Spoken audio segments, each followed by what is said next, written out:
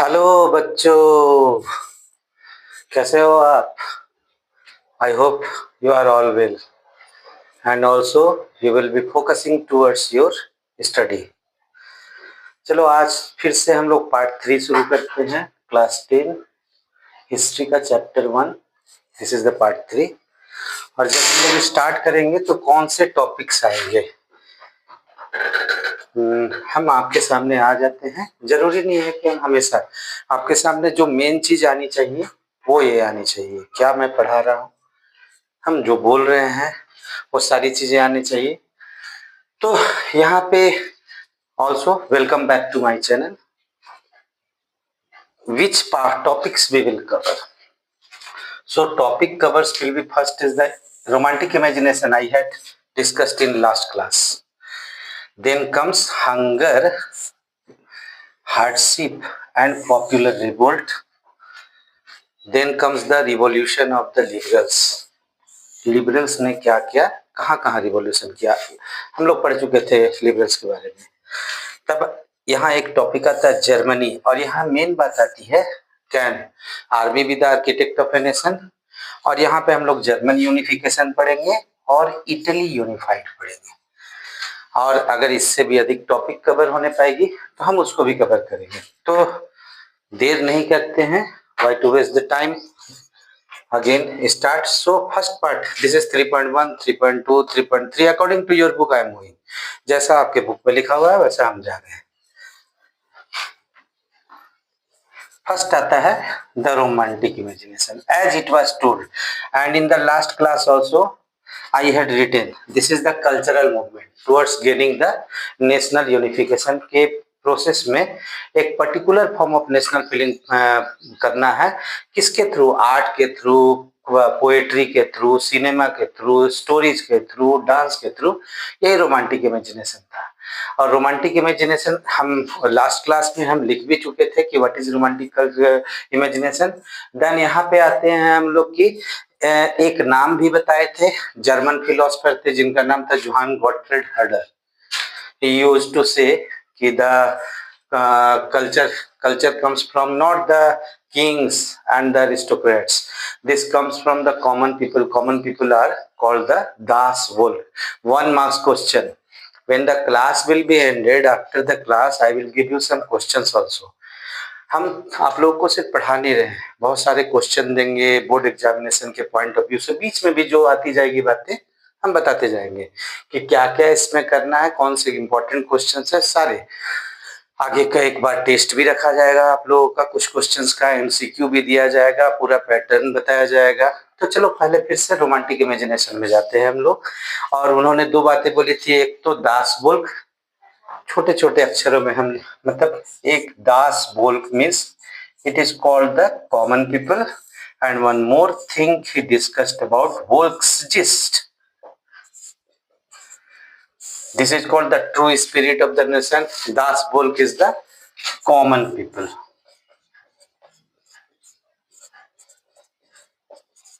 This is the true spirit of nation.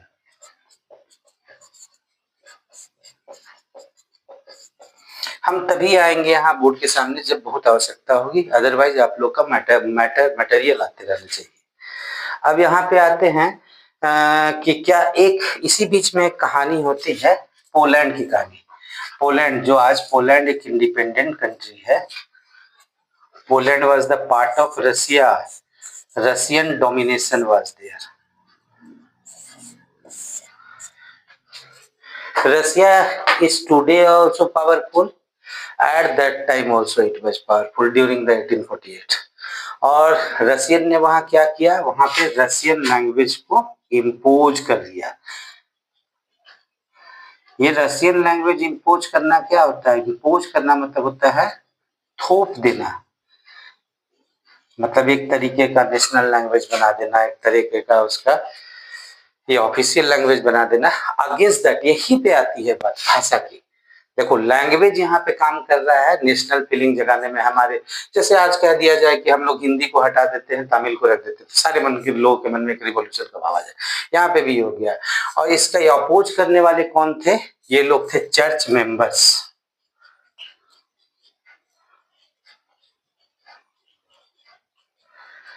they opposed about that, but the Russia was powerful. Russia तो बहुत powerful था. The revolution, which is also called the uprising. Uprising is also known as the revolt. इस uprising this was suppressed, दबा दिया गया, और many people were got the that executed and इनमें से बहुत सारे लोगों को भेज दिया गया साइबेरिया, जहाँ पे temperature is -45, -60, -70, one of the coldest place of the world, and Siberia is also is only containing the coldest place of the world. वहां मरने के लिए उन लोगों को भेज दिया गया. तो भाषा वहां साधन बनी, लेकिन एक बात हुआ, whatever happened to them, जो भी हुआ, but they were getting united with the help of the language. And it was told earlier, ये पहले भी बोला गया था, क्या culture, language, poetry, art, drama. तो यहाँ लैंग्वेज एक साधन बना पोलैंड के लोगों का. और लास्टली बात, बहुत बात की बात है, Poland was become Republic independent from the Russian domination. ये हो गया. आप लोग यहाँ से स्क्रीनशॉट ले सकते हैं. आगे हम बढ़ते हैं. और ये एक चीज और है, ये जो रिवॉल्यूशन हुआ था वो 1831, as it was told 1830 to 1848. In earlier class it was called the age of revolution. तो रिवॉल्यूशन हो रहे थे, सभी जगह पे रिवॉल्यूशन हो रहे थे, तो पोलैंड में भी रिवॉल्यूशन हुआ. बस वहां पे सोर्स मीडियम क्या बनी, भाषा बनी वहां पे. सो आप लोग यहाँ पे इसको ले लें स्क्रीनशॉट, तब हम यहाँ पे नेक्स्ट पार्ट शुरू करेंगे. आगे बढ़ते हैं. 3.1 टॉपिक इज कंप्लीटेड. अब हम लोग आते हैं टॉपिक नंबर 3.2. हंगर, भूख. I did not tell that time. Hardship, मेहनत, बहुत सारी मेहनत करनी पड़ी. And popular revolt, due to that many uprisings, many revolts took place. अब यहाँ पे हम लोग हंगर हार्डशिप कहते हैं, तो क्या, क्यों ये हंगर हार्डशिप पर पॉपुलर रिवोल्ट कैसे इसका मीडियम बना कि ये you had studied in 9th class about Hitler, but यहाँ पे हम लोग पढ़ते हैं ड्यूरिंग 1830s क्या हुआ था. 1830s के दौरान great economic hardship, 1830 great economic hardship was experienced by the people. This was experienced by the people, and what was happened कि the unemployment was common from the villages. The villages there were no any work. So village people, what they did, they came to the towns. We will not say towns first. Village, what happened?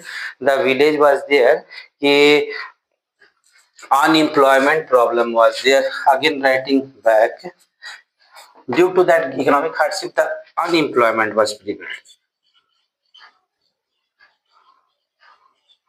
Berozgari, nobody was having the job. From the villages people started moving towards the cities, towns कहो और cities. यहाँ रहने के लिए तो घर नहीं थे, तो यहाँ स्लम्स क्रिएटेड हो गए. Slums Hindi word is the झोपड़पट्टी. तो स्लम्स क्रिएट हो गए, और ज्यादातर क्या होते थे कि स्मॉल बिजनेसमैन,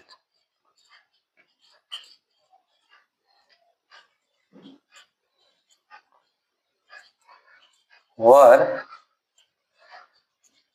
आउटस्टेड. मतलब स्मॉल बिजनेसमैन क्या होते थे, वो लोग बाहर निकल जाया करते थे. और क्यों ये लोग, इन लोगों का बिजनेस खराब हो जाया करता था, because the reason due to cheap machine made goods,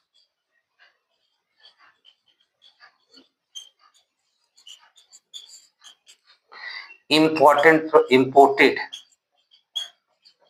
from Britain. Britain से क्या होता था, ब्रिटेन से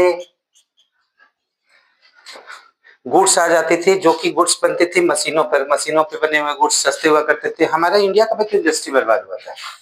In our India also, what happened due to that period, during that period, not due to that period, during that period, कि India में जब British आए थे तो 1688 after the that industrial revolution, हमारे जो छोटे छोटे क्राफ्ट्स थे सारे के सारे बर्बाद हो गए। जो लोग हैंडीक्राफ्ट वाले थे और उनका पूरा टेक्सटाइल इंडस्ट्री बर्बाद हो गया। यही यहाँ पे भी स्मॉल बिजनेसमैन क्या हो गया, ousted due to the cheap machine made goods imported from Britain है। So first you take the screenshot, आप लोग ले लें इसका।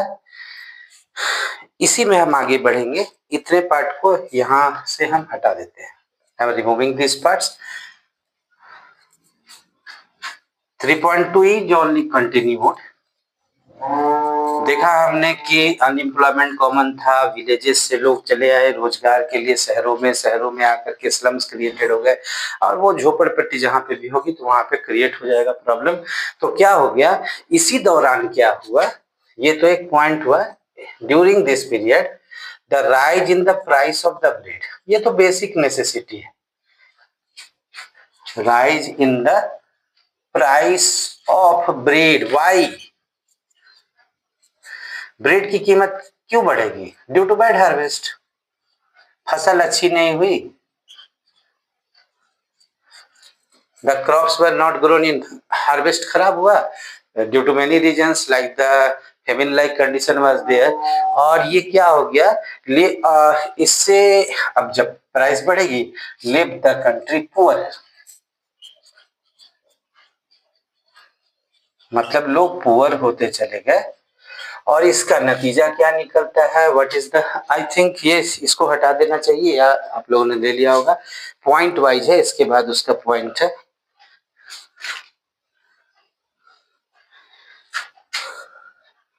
बच्चों आप लोग जितने भी पार्ट है उसका स्क्रीनशॉट लिखते जाइएगा, अदरवाइज वीडियो को पॉज कर दीजिएगा, उसको लिख लिया कीजिएगा, क्योंकि सारे क्वेश्चंस हैं।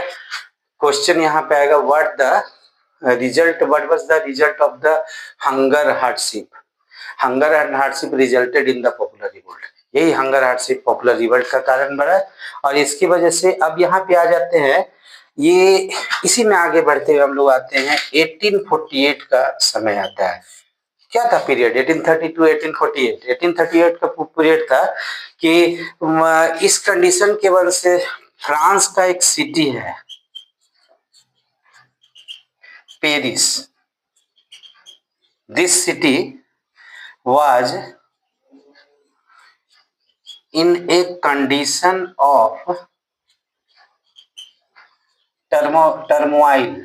Turmoil means people were not under, you have studied about the civil war, when the people of a country fight with one another, this is the civil war condition। तो ये क्या हो गया, कंडीशन ऑफ टर्मोइल था।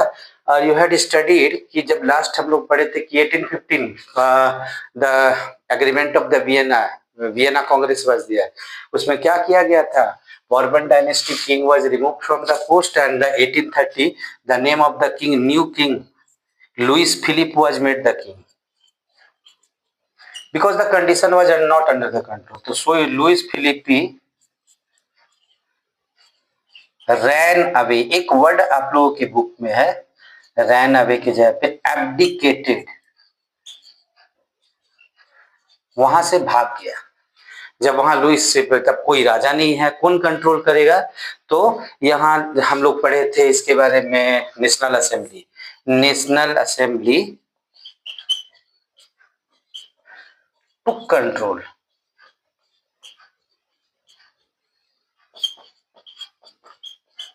And France was, 1 minute pen में ink डाल लेते हैं, जब तक आप लोग अभी स्क्रीनशॉट नहीं लिए, लिखना होगा तो लिख लीजिएगा। हाँ, control and France was proclaimed. France को क्या किए लोग, ये पूरे वीडियो में आ रहा है कि नहीं, हाँ, फ्रांस वाज प्रोक्लेम्ड मतलब अनाउंस कर दिया गया कि फ्रांस अब हो गया Republic. You have studied about the republic. Republic means क्या, where the head is chosen, the representative type of government is there। जब तक आप लोग स्क्रीनशॉट ले, हम यहाँ पेन में इंक डाल लेते हैं।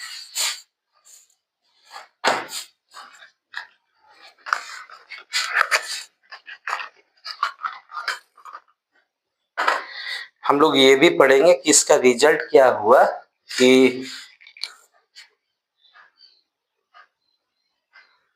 थोड़ा देर के लिए वीडियो पॉज हो रहा है। हाँ, तो आप लोगों ने स्क्रीनशॉट ले लिया होगा।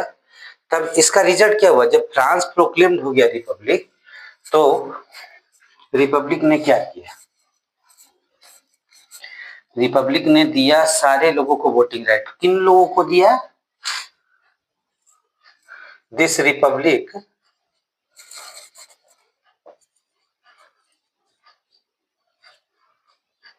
proclaimed means that again announced the voting rights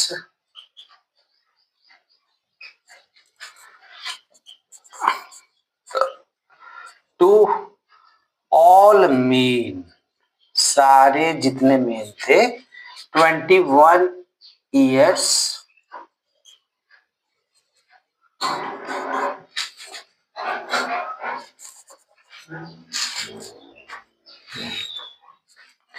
21 years above, जितने भी 21 वर्ष से ज्यादा अधिक के मेन थे उन्हें वोटिंग राइट दे दिया गया। But I said but no woman was granted the voting rights.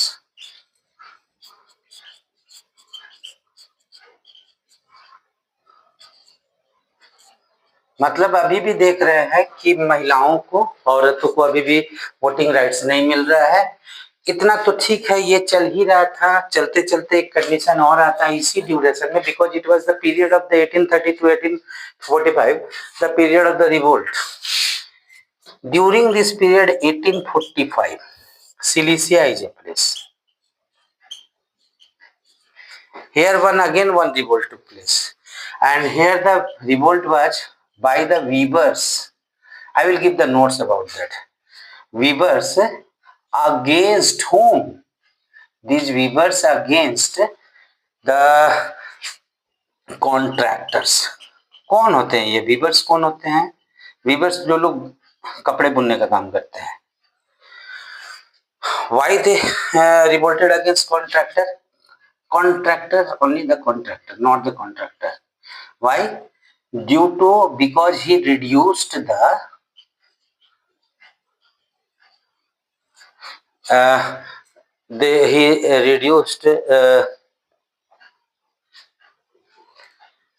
reduced their wages.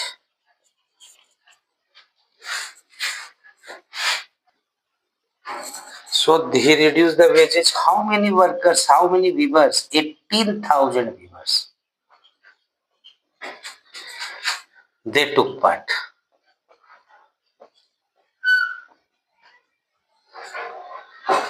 ये आप लोग इसका स्क्रीनशॉट ले लेते हैं। यहीं को हम कंटिन्यू कर देंगे।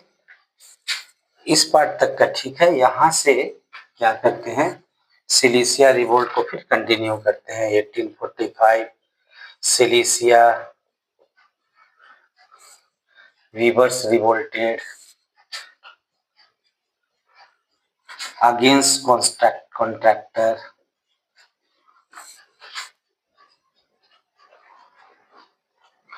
due to reduction in wages,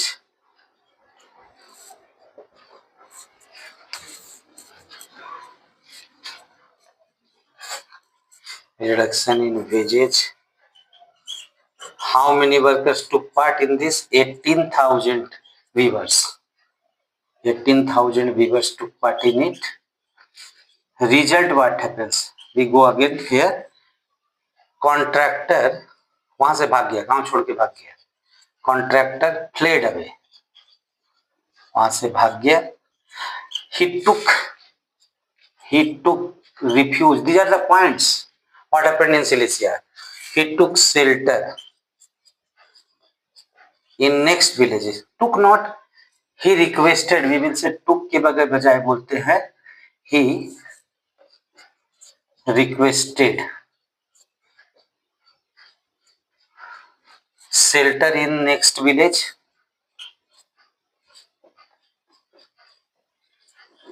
They denied.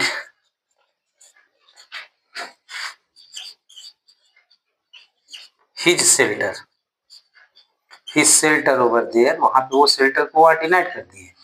Then what he did not have any option, he went to the army. He contact किया army. Army struggle means this is called the arms struggle.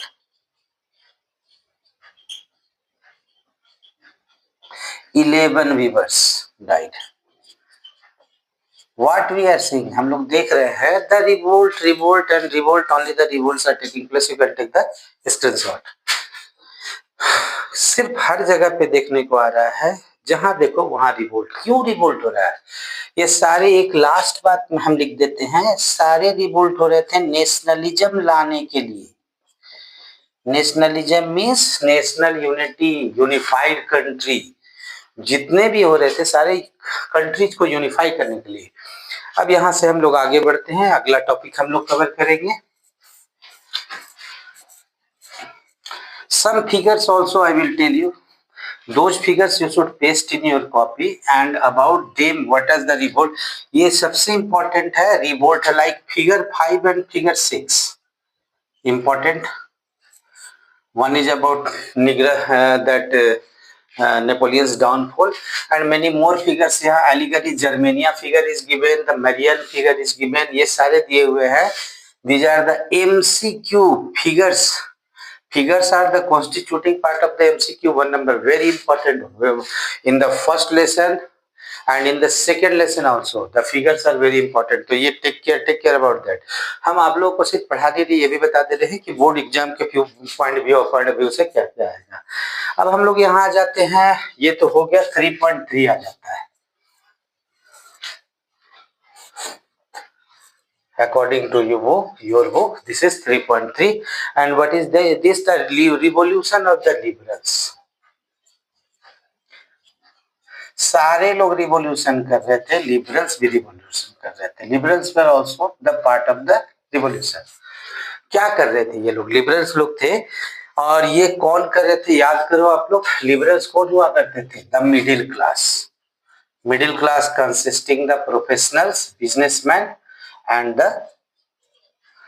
Industrialist. अब इनका revolt किस तरीके से होता है? ये लोग क्या करते हैं? ये लोग डिमांड कर रहे थे. फर्स्ट इनका demand, first demanded nation state. Nation state means एक नेशन हो, whatever the language is spoken, what is the culture, but there should be one nation like our country India. ऐसे इस तरीके से, मतलब जो भी हो वो एक डिमांड था. नेशन स्टेट का डिमांड था. दूसरी बात आती है दे डिमांडेड आल्सो. अगर ये कॉन्स्टिट्यूशन आ जाता है तो हाँ ये तो सही है, डेमोक्रेसी आ गई. They demanded constitution. कॉन्स्टिट्यूशन की डिमांड कर रहे थे. फिर उनकी और एक डिमांड थी कि फ्रीडम ऑफ प्रेस. प्रेस का मतलब सेंसरशिप नहीं होना चाहिए. इसके पहले हम लोग डाले थे वियना कांग्रेस. तो freedom of press means right to speak. Press क्या है? बोलने की आजादी है. और freedom to form association, to form association. Result क्या होता है और ये लोग क्या करते हैं इस डिमांड को पूरा करने के लिए? तो यहाँ पे एक जर्मन रीजन आता है. जितने जर्मन रीजन में जो जितने भी मिडिल क्लास थे, ये पार्ट करके आप लोग इसका स्क्रीनशॉट ले लीजिएगा. German state.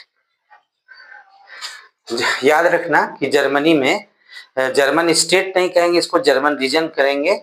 और आज हम लोग जानते हैं जर्मनी नाम की कोई कंट्री है, जर्मन रीजन था. इसके बारे में अभी बोलते हैं. ये मिडिल क्लास, सारे मिडिल क्लास का सेम डिमांड था.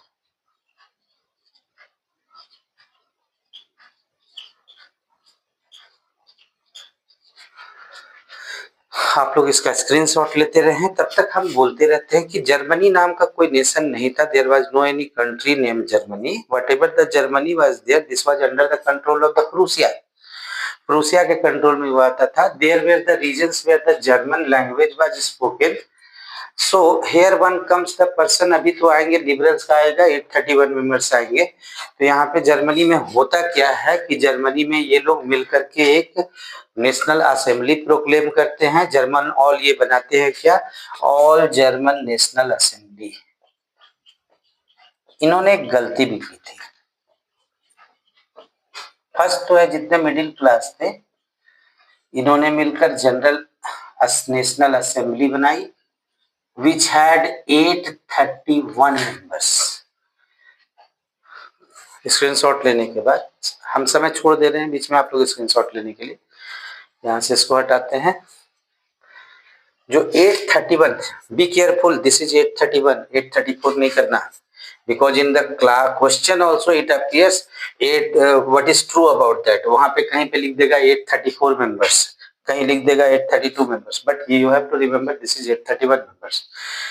ये जो जनरल असेंबली बनी इसने डिसाइड किया कि we will take the meet to the king. और वो लोग क्या किए कि ये सारे के सारे लोग जितना जर्मन असेंबली थे 831 ये लोग असेंबल हुए फ्रैंकफर्ट में। ये लोग देख रहे हैं कि आरबी 831 फ्रैंकफर्ट, इसको फ्रैंकफर्ट प्लेस है। उस समय मैंने कोई पार्लियामेंट तो बना नहीं था, तो फ्रैंकफर्ट में एक सेंट पॉल चर्च था, सेंट पॉल चर्च, इसलिए इसको बोलते हैं, इसका नाम से ही बोलते हैं Frankfurt parliament. As it was given earlier, पिछला हम लोग देखे थे कि वो लोग चाह रहे थे कि कॉन्स्टिट्यूशनल मोनार्की हो, कॉन्स्टिट्यूशन हो, राइट टू प्रेस हो। They kept their demand before the king and king at that time was Frederick William IV। अब हम जैसा बोल रहे थे कि इन लोग का क्या मिस्टेक हुआ था, 831 मेंबर्स थॉट कि हम लोग सिर्फ मिडिल क्लास वाले यहाँ पे नेशनलिज्म ला सकते हैं। उन्होंने मिडिल लोअर क्लास के पुअर क्लास का हेल्प नहीं लिया, और इसका नतीजा क्या हुआ कि the poor class rejected their idea, they did not take part. और इसका नतीजा हुआ कि किंग फ्रेडरिक विलियम क्या करता है, उनके डिमांड को, देयर डिमांड वाज रिजेक्टेड।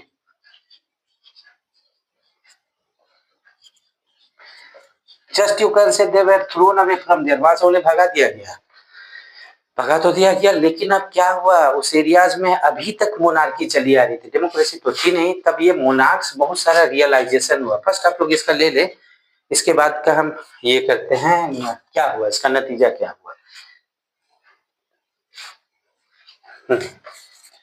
इतना सारा होने के बाद इतने विरोध हो रहे थे, इतने विरोध, so many revolutions were taking place. So kings all over the monarchs, the king called the kings monarchs, what they realized कि this can't be suppressed, realized कि the revolution can't be suppressed, इसको हम लोग दबा नहीं सकते हैं, can't be suppressed।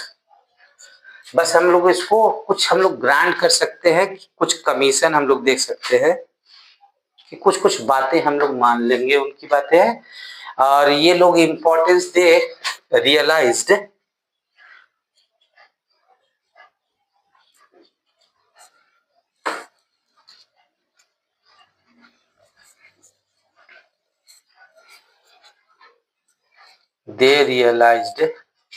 महसूस किया इन्होंने, ग्रांटिंग कंसेशन, मतलब लोगों की बात अब हम लोग दबा नहीं सकते। जैसे इंडिया में होता है, हम लोगों को इन्हें कंसेशन देना ही पड़ेगा। और इन्होंने लोग क्या करना किया कि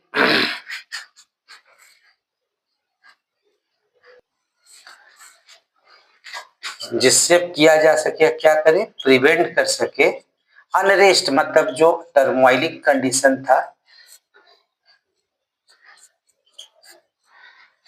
अनरेस्ट को रोका, unrest in the country side. देखो इन्होंने क्या क्या किया। पहला तो इन्होंने महसूस किया कंट्री साइड में कि इन्हें डिमांड इनको सुनना पड़ेगा। वो लोग ये क्या किए, सर्फडम मतलब गुलामी, एंड बॉन्डेड लेबर तो पूरा का पूरा गुलाम labour, bonded labour system was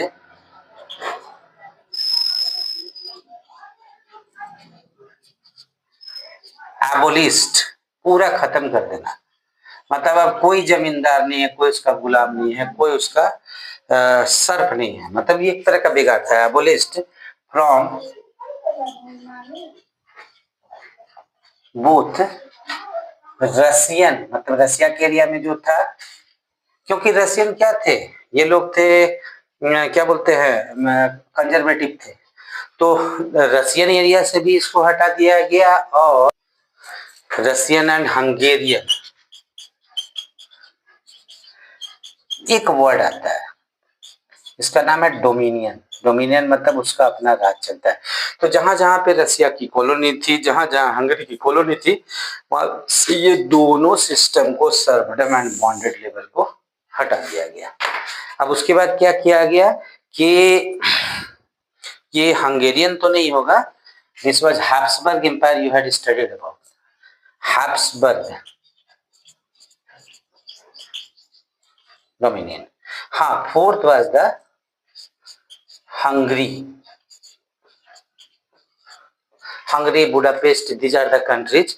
So Hungary means we said the Hungary were given Hungarian. This was a colony.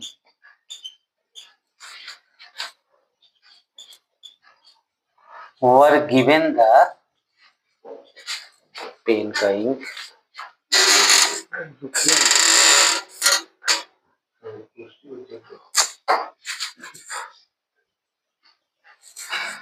Given autonomy. Years you will have to remember. Years याद रखना पड़ेगा. Which year I am writing? Autonomy in 1861. This is underlined. Year by year. तो ये था। अब आगे आप लोग इसका स्क्रीनशॉट ले लें, तब हम आगे बढ़ते हैं।